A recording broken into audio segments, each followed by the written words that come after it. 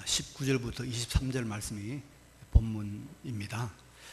제목은 보물을 하늘에 쌓아두라, 이런 제목입니다. 여러분, 개미와 배짱이 이야기 잘 아시죠? 여름에 개미는 열심히 일을 하는데 그래서 양식을 모으는데, 배짱이는 시원한 그늘에서 노래만 부르고 놀다가 이제 가을이 지나고 겨울이 되니까 배짱이가 먹을 것이 다 떨어져서 개미에게 먹을 것을 구걸하러 갔다는 그런 이야기죠. 요즘 어떤 사람은 배짱이가 절대로 개미에게 구걸하러 가지 않을 것이다 라고 합니다. 왜냐하면 열심히 노래 연습을 해서 미스터 트롯에 올라가서 유명한 가수가 되어서 아주 개미하고는 비교할 수 없는 좋은 집에서 부유한 생활을 하고 있기 때문에 안 갔을 것이다, 그런 말을 합니다. 그러나 여러분, 이렇게 비틀러 해석을 해도 이 개미와 배짱이 이야기가 가지고 있는 것, 미래를 위해서 준비하고 저축해야 한다는 이 교훈, 이것은 변할 수 없는 진리인 것 같아요. 그렇죠? 여러분, 사람은 하루만 살고 사라지는 존재가 아닙니다.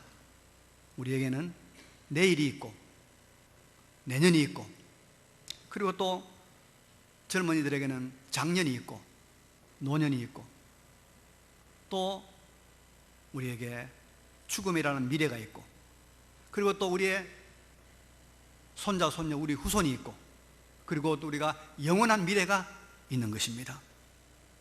때문에 우리 사람은 미래를 잘 준비해야 합니다. 이것이 지혜로운 삶이죠. 인간은 그 존재론적으로 미래가 있는 존재입니다. 그래서 우리가 미래를 잘 준비하는 거죠. 오늘 주님은 우리에게 미래를 위해 보물을 잘 쌓아두라, 그렇게 교훈하고 있습니다.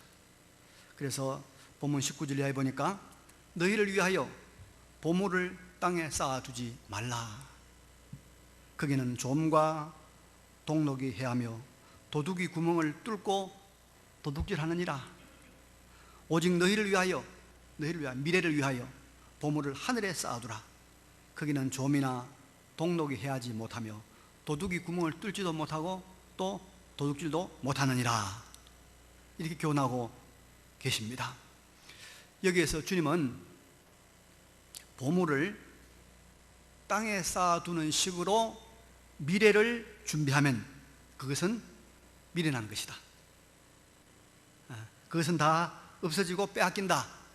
좀이나 동록이나 도둑이 그것을 해친다는 것입니다. 실제로 여러분, 우리가 어떤 사람이 좋은 옷을 사가지고 그걸 입지 않고 내가 이걸 정말 잘 아껴둬야지, 그래서 아껴둔다고 옷장에 넣어놨는데 옛날 옷들은 그런 경우 있거든요. 몇 년 만에 열어보니까 그게 좀이 썰어가지고 옷이 완전히 다 빵꾸가 나버린 그런 경우도 있습니다. 이 동록이란 말은 구리에 녹이 쓴단 말인데, 그 원래 뜻은 그런 말이에요. 귀중품을 먹거나 소비하는 걸 말합니다. 아주 귀한 것들이 시간 지나니까 없어지고 사라져 버리고 마는 경우, 그런 경우가 있다는 것이죠. 그러나 하늘에 보물을 쌓아두는 방식으로, 하늘에 보물을 쌓아두는 방식으로 우리가 미래를 준비하면 그것은 없어지거나 사라지거나 빼앗기지 않고 자신을 위해서 잘 준비한 지혜롭고 현명한 것이 된다, 그런 말씀이죠. 그래서 우리는 아름다운 미래를, 정말로 보장된 미래를 준비하기 위해서는 보물을 하늘에 쌓아두는 삶을 살아야 된다, 그 말이죠. 그리 없어지지 아니하고 빼앗기지 아니하고 남아있다, 그런 말입니다. 그러면 여러분, 하늘에 쌓아둔다는 것은 무슨 말일까요? 하늘 창고가 우리에게 주어진다면 거기다가 그냥 집어넣으면 좋겠고, 가끔씩 하나님께서 하늘에서 하늘 금고를 내려오면 우리 거기다가 우리 좋은 거 다 쌓아놓으면 되겠는데, 그렇지 않거든요. 이 말은, 하늘에 쌓는다, 이 말은 하나님을 상대하여 사는 것을 말합니다. 하나님 그분에게 인정받고 그분이 알아주고 그분이 옳다고 확인해 주는 그런 삶을 사는 것이, 그렇게 준비하는 것이 바로 하늘의 보물을 쌓는 것이다, 그 말입니다. 왜냐하면 여러분, 하나님은 무한하시고 하나님은 영원하신 분입니다. 그래서 하늘도 하나님 안에 있습니다. 땅도 하나님 안에 있습니다. 영혼도 하나님 안에 있고 만유가 다 하나님 안에 있습니다. 그래서 우리가 하나님 안에 있는 것, 그것이 바로 하늘의 보물을 쌓는 것입니다. 우리가 지금 21세기 초반을 살고 있습니다, 여러분, 그죠? 20세기를 또 살아온 분도 있고 한데요, 세계 수백 개 나라가 있습니다만은 요즘처럼 큰 나라의 지도자들이 그렇게 존경받지 못하는 때가 없었던 것 같아요. 세계에서 제일 강국이라고 말하는 미국의 트럼프도 어떤 제가 보도를 보니까 하루에 거짓말을 16번 했다고 그러더라고요. 계산해 보니까. 이 참 트럼프가 이 문제가 많은 사람인 건 틀림이 없습니다. 이 러시아, 옛날에 소련 러시아의 푸틴도, 이 사람도 자기가 평생 대통령 해보려고 지금 헌법 바꾸잖아요. 푸틴도 그렇고. 또 우리가 중국의 그 시진핑도 시황제라 해가지고 평생 또 자기가 권력을 잡으려고 지금 독재 비슷하게 이미 독재를 하고 있지만 나가고 있고, 일본의 아베도 그렇고, 우리나라도 제가 말 안 해도 여러분 그럴 겁니다. 또 저 영국의 이 보리스 존슨이라는 친구, 머리 막 이상하게 된 친구, 그 친구 나이가 64년생이에요. 한참 어린 친구인데 그 친구도 그것도 별로인 것 같아.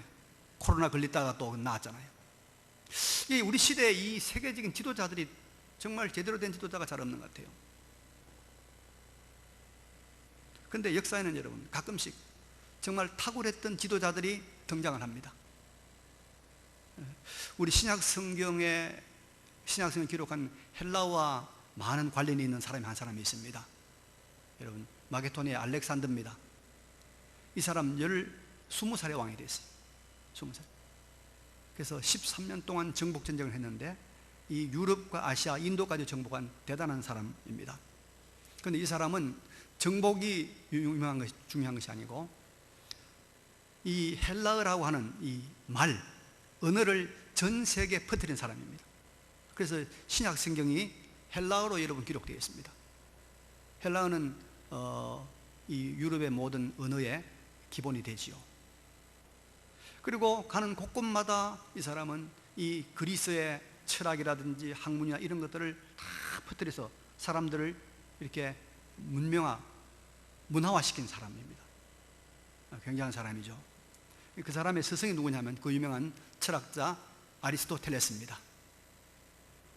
근데 이 사람이 죽고 난 다음에 그 훌륭한 그 제도인데 그 아기 왕권이 유지됐느냐, 보존됐느냐? 아니에요. 죽고 난 다음에 자기 직계 가족들은 전부 다 주살당했습니다. 다 죽고 자기 나라는 자기 부하들에 의해서 3등분 되고 맙니다. 알렉산더도 그렇게 똑똑하고 그렇게 참 세상적으로 훌륭하다고 하는 알렉산더도 자기 미래를 준비하지 못했어요. 보물을 하늘에 쌓는 삶을 살지 못했다. 그렇죠. 근데 여러분, 우리가 같은 왕인데 다윗을 한번 봅시다. 다윗. 우리 새벽마다 역대기를 강의하고 있습니다만은 주전 930년에 이제 이스라엘 나라가 주로 분열이 되죠. 그래서 북이스라엘과 남유다 왕국으로 분열되는데, 이 북이스라엘 왕국은 이제 722년에 멸망할 때까지 약 208년 동안 왕조가 9번이나 바뀝니다. 쿠데타가 9번 일어나는 거예요. 왕조가 계속 바뀌는 거예요. 그런데 남유다 왕국은 말이죠, 344년 동안이나 계속이 되는데, 놀라운 사실은 전부가 다 다윗의 후손들이 왕위를 물려받는 거예요. 다윗의 후손, 전부 다윗의 후손이에요. 그리고 여러분, 신약 성경 마태복음 1장 1절에 뭐라고 나옵니까? 만왕의 왕이신 예수 그리스도, 만주해 주신 예수 그리스도에 대해서 말하면서 아브라함과 다윗의 자손 예수 그리스도의 계보라, 그렇게 말하고 있습니다. 다윗의 이 왕권은 없어지지 아니하고 빼앗기지 아니하고 계속된 거예요. 왜 그랬을까요? 다윗은 하늘의 보물을 쌓는 식으로 준비했기 때문입니다. 다시 말하면 하나님 앞에서 하나님 앞에 합당한 자로 살았기 때문입니다. 그래서 사도행전 13장 22절에 보면 하나님께서 이렇게 말합니다. 이새의 아들 다윗을 만나니 내 마음에 맞는 사람이다. 하나님께서 다윗을 보니까 내 마음에 합한 사람이다. 내 마음에 맞는 사람이다. 내 뜻을 다 이루리라. 이렇게 살아왔던 다윗이기 때문에 그의 미래는, 그의 왕권은 빼앗기지 아니하고 영원히 그리스도로 말미암아서 보존되었던 것입니다. 여러분, 우리가 준비한 이 소중한 것들, 노력한 것들, 또 우리가 나름 보물이라고 쌓아놓은 것들, 이것들이 없어지지 아니하고 빼앗기지 아니하고 오래 계속 데려가면 어떻게 될까요? 그러자면 우리가 하늘에 쌓아야 됩니다. 하늘에. 다시 말하면 하나님 안에, 그리스도 안에, 말씀 안에, 복음 안에 쌓아야 이것이 오랫동안 없어지지 아니하고 빼앗기지 아니하고 보존될 줄로 믿습니다. 이런 지혜로운 삶을 사시길 바랍니다. 지혜로운 삶. 그러면 여러분, 보물을 쌓는다, 하늘에 보물을 쌓아야 되는데, 하나님 안에 쌓아야 되는데, 이게 구체적으로 무엇을 말하는 것일까? 어떤 것을 말하는 것일까요? 어떤 사람은 그래, 나는 보물이 있으면 그렇게 하겠지, 보물은 그냥 돌멩이도 하나 없는데, 이렇게 말하면 있을지 모르겠어요. 아니 뭐 쌓을 것이 있어야 쌓지, 응? 아무것도 없는데 내가 뭐 어떻게 보물을 쌓는단 말이냐, 하늘에. 근데 여러분, 본문 21절에 보니까 이런 말씀이 있죠. 내 보물 있는 그곳에는 내 마음도 있느니라. 내 보물 있는 그곳에는 내 마음도 있느니라. 이 말은 바꾼 말은 무슨 말입니까? 그 사람의 마음이 가 있는 그곳에 그 사람의 보물이 있다, 이 말이에요. 그러니까 마음이 가 있는 그곳에 보물이 있다. 마음이 보물이다, 이 말이에요. 마음이 보물이다. 그래서 우리가 우리의 마음을 어떻게 쓰느냐에 따라서, 이 마음을 어디에 두느냐에 따라서 보물을 하늘에 쌓는 것이 될 수도 있고 땅에 쌓는 것이 될 수도 있다, 그런 말입니다. 그래서 하나님은 눈에 보이는 보물, 금덩어리, 다이아몬드, 또 뭐 진주, 사파이어, 루비, 또 뭐 이런 것을 어디에 두느냐, 이것을 말하지 않고 마음을 어디에 두느냐, 이것을 하나님께서는 우리에게 말씀하고 있는 것입니다. 마음의 중요성을 말하고 있어요. 그래서 하나님은 여러 군데서 말씀합니다. 하나님은 사람의 외모를 보지 않고 사람의 뭘 본다고요? 중심을 보시느니라. 중심을 보시느니라. 잠언서 4장에 가면 무릇 지킬 만한 것보다 지킬 만한 보석이나 땅이나 돈보다 뭐요? 더욱 내 마음을 지키라, 그래 말씀하고 있는 것입니다. 여러분, 우리가 우리의 마음을 하나님 앞에 가지고 있느냐 아니냐, 우리의 마음을 가지고 땅의 것을 생각하느냐 땅의 것을 바라보느냐, 이것이 우리의 미래를 준비하느냐 아니냐의 분수령이 되는 것입니다. 우리의 마음을, 우리의 마음을 하나님 앞에 어떻게 가지냐, 이것이 우리의 미래를 준비하는 게 되는 거예요. 마음은 딴 데 가 있고 헌금을 수억을 해도 그 소용없어요. 마음을 하나님 앞에 어떻게 가지느냐, 내가 막 마음은 오로지 돈 버는 데 신경 쓰고 그리고 연보는 많이 해. 하나님 거짓입니까? 하나님 그렇게 속지 않는다고요. 마음을 어디서 마음이 어디 가느냐. 이걸 보고 하나님께서 네가 지금 하늘에 보물을 쌓느냐 땅에 보물을 쌓느냐 결정하신다 이 말이에요.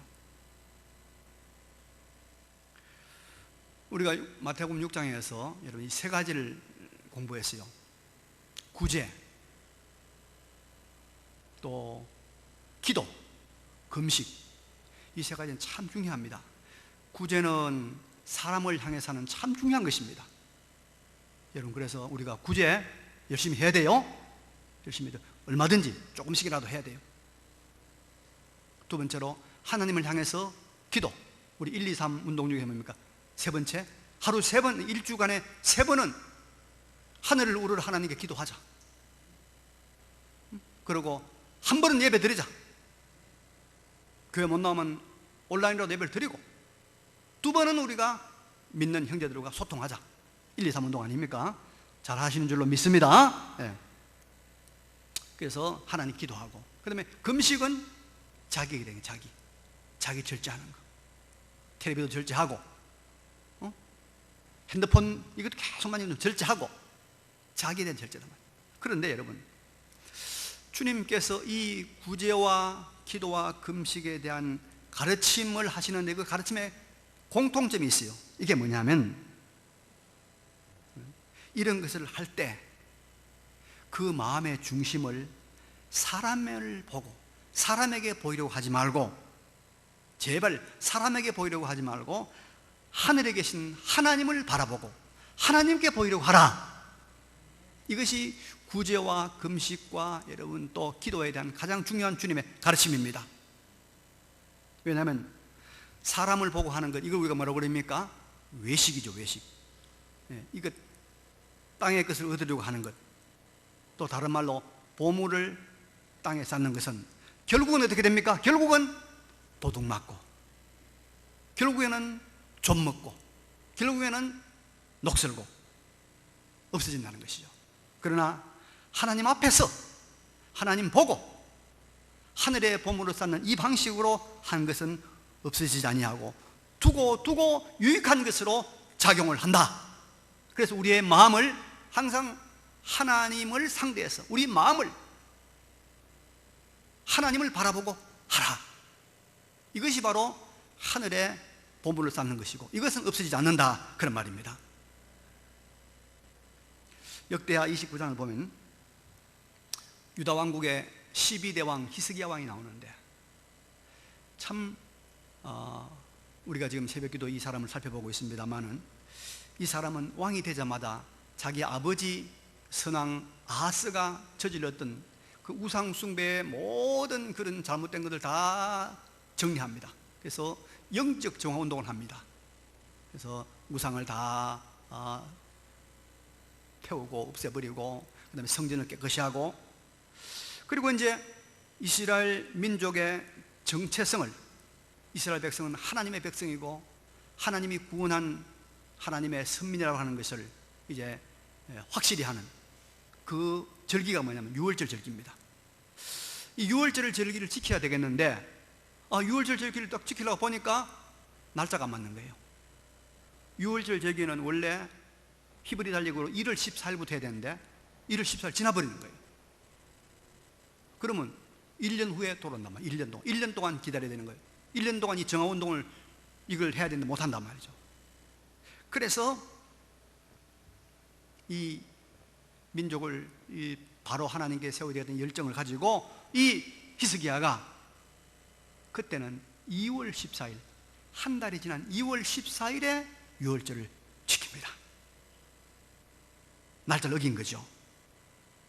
그렇지만은 하나님은 비록 날짜는 틀렸지만은 하나님을 섬기는 이 정화운동을 속히 해야 되겠다는 히스기야의 그 중심, 히스기야의 그 마음을 보시고 하나님이 히스기야의 기도를 들으시고 백성을 고치셨다, 그래 말씀하고 있는 겁니다. 그 후에 어떤 일이 났냐면 히스기야의 기도를 들으신 하나님께서 북이스라엘을 멸망시키고 남유다 왕국까지 멸망하러 달려온 이 아수르 제국에 18만 5천의 군대를, 유다를 포위하고 있는 18만 5천의 군대를 히스기야의 기도를 들으시고 하나님께서 하루아침에, 하룻밤에, 하룻밤 사이에 다 전염병으로 하나님께서 죽여버립니다. 그런 일이 났습니다.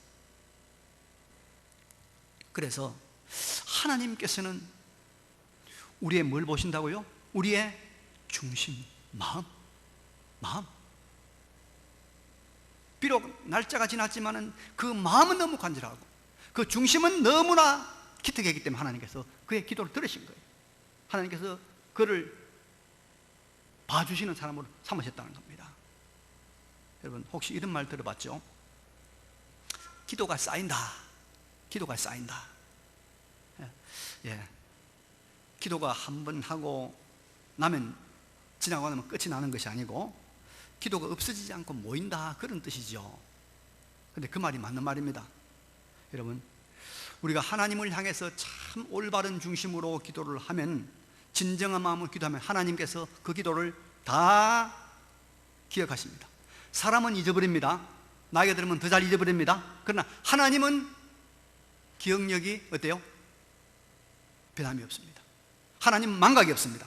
다 기억해 놓습니다. 다 잊어버리지 않습니다.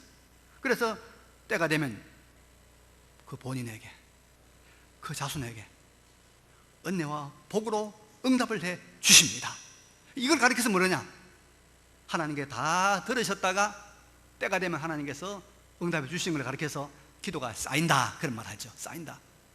그래서 여러분, 제가 유심히 살펴보면요, 아주 제가 유심히 보는데, 믿음의 부모, 믿음의 조상, 믿음의 조부모를 가진 자녀들은 정말로 복되게 사는 것을 제가 수없이 목격합니다. 저같이 당대에 예수 믿는 사람들이 볼 때는 얄미울 정도로 복을 받는 것을 봅니다.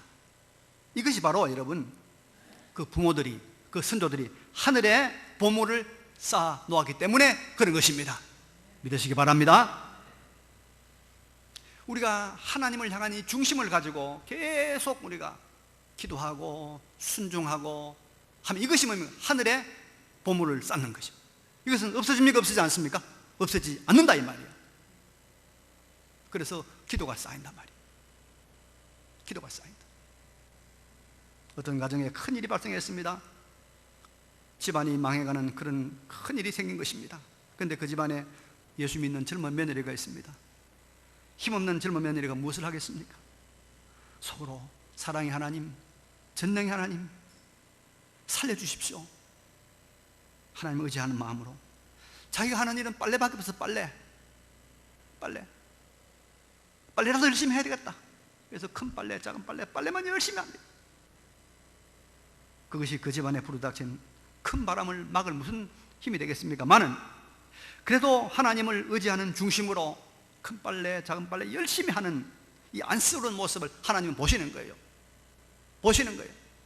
그 중심을 보시는 거예요. 내가 할 수 있는 건 이거밖에 없다. 그래서 빨래만 하는 거 열심히. 하나님께서 그 중심을 보시고 그 가정을 풀어주시고 문제를 해결해 주시고 전능하신 손길로 복구시키고 회복시켜 주시는 은혜를 베푸시는 줄로 믿습니다. 여러분, 우리가 중심을 하나님께로 향하고 우리가 할 수 있는 것만 열심히 하자. 청소만 청소, 빨래만 빨래, 설거지만 설거지. 내가 할 수 있는 건 이거밖에 없다. 하나님께 의지하고 하나님을 바라고 그것만 열심히 하면 그것이 뭡니까? 하늘에 보물을 쌓는 것입니다. 그것이 우리에게 힘이 되고 능력이 되고 생명이 되는 줄로 믿으시기 바랍니다. 자, 그런데 예수님은 마음을 하나님께 주는 삶, 즉 하늘에 보물을 쌓아서 없어지지 아니하는 그런 참 지혜로운 준비를 하라는 말씀을 하신 후에 22절 이하에 조금 이해가 연결이 잘 안 되는 말씀을 하시고 있어요. 22절 보니까 이런 말씀이 나오죠. 눈은 몸의 등불이니 그러므로 내 눈이 성하면 온몸이 밝을 것이요 눈이 나쁘면 온몸이 어두울 것이니 그러므로 내게 있는 빛이 어두우면 그 어둠이 얼마나 더하겠느냐. 예. 이 말씀 자체를 보면 여러분 하나도 틀린 말씀이 아니죠. 여러분 합당한 말씀입니다. 합당한. 우리가 사람이 그죠? 눈이 얼마나 참 귀합니까? 그죠? 그래서 이런 말이 있죠. 몸이 천냥이라고 하면 눈은 900냥이다. 그렇습니다. 눈이 나쁘면 몸 전체가 어둡잖아요. 몸 전체가. 그렇습니다. 그래서 우리가 장애를 가진 분들을 항상 잘 배려하고 도와야 되는데, 특별히 이 시각장애인들을 잘 우리가 배려하고 돕는 것은 아주 참 귀한 일입니다. 그런데 이 말씀은 위의 말씀하고 뭐 연결이 좀 안 되는 것 같아요. 그런데 이 말씀에 여러분 깊은 진리가 들어 있습니다. 여기에 눈, 우리 몸의 눈이라고 하는 것은 바로 우리의 마음을 말하고 있습니다. 마음. 그래서 우리의 이 몸의 눈이 성하다, 눈이 좋다, 눈이 온전하다, 이 말은 마음이 하나님 앞에서 단일하는 것, 마음이 하나님 앞에서 나누어지지 않는 일편단심에 충성하는 그 마음, 이게 바로 뭐냐? 눈이 성한 것이란 말이에요. 눈이 성한. 그러면 여러분, 그래서 우리의 마음, 우리의 중심이, 우리의 마음 중심이 하나님을 향한 데 있어서 온전하고 좋으면은, 온전하고 좋으면 어떻게 된단 말입니까? 온몸, 우리 인생 전체가 다 밝게 된다. 우리 인생 전체가 다 하나님 앞에서 복되게 잘 풀린다, 이 말입니다. 그렇죠? 밝은 눈을 가진 사람과 같이 그 마음, 그 중심이 하나님을 향해서 순전하고 깨끗하고 충성스러우면 그 사람의 인생 전부가 다 바르게 건강하게 된단 말입니다. 하나님의 말씀에 비달해서 모든 것이 바르고 모든 것이 올바르게 다 정렬이 된다는 것입니다. 그래서 복되고 가치 있는 삶을 살아간다는 것입니다. 눈이 밝으면 온몸이 밝듯이 우리의 마음 중심이 하나님 앞에서 나누어지지 않냐고 바로 되어 있으면 그 사람의 온 인생 전체가 다 바르게 된다, 밝게 된다, 그런 말입니다. 동의가 되시죠? 그래서 여러분, 이 원리는요, 개인의 삶뿐만 아니라 우리 역사의, 국가의, 사회도 똑같이 적용이 됩니다.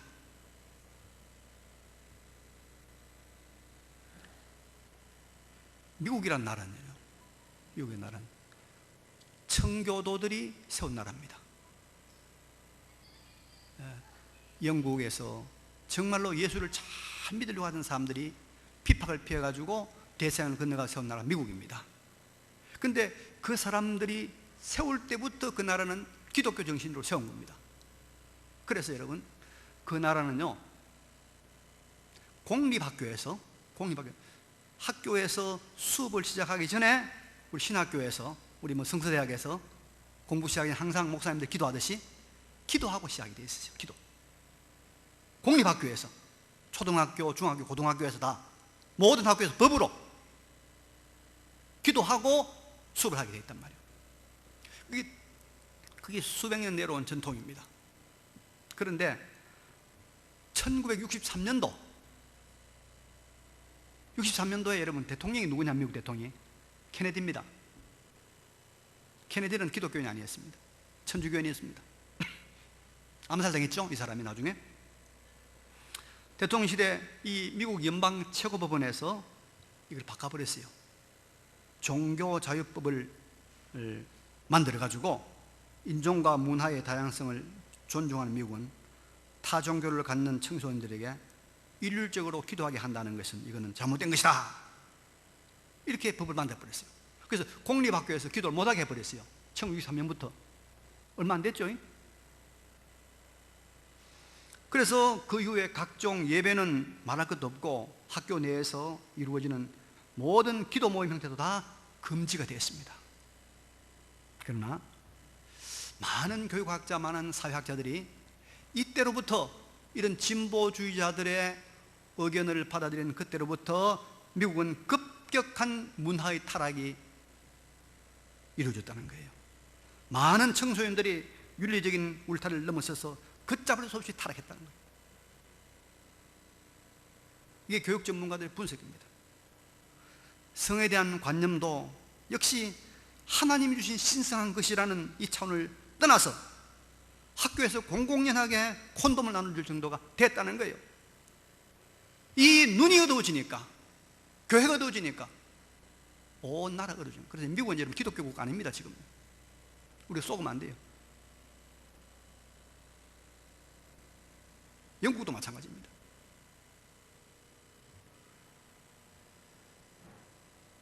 빛이, 눈이 어두워지면 전체가 어두워지는 것 같은 원리입니다. 하나님을 향하는 이 마음, 충성하는 마음이 여러분 눈입니다. 눈. 하나님을 향하는 이 신앙의 마음, 이 충성한 눈입니다. 이 눈이 어두워지면 몸 전체가 어두워지듯이 우리 인생 전체가 다 어두워지는 것입니다. 부부관계, 자녀관계, 물질관계, 모든 것이 다 깜깜해지는 거예요. 그래서 우리가 하나님을 향하는 요 마음 중심이 바로 되면 우리 인생의 총포괄적인 승리와 행복이 보장됩니다. 전체적으로.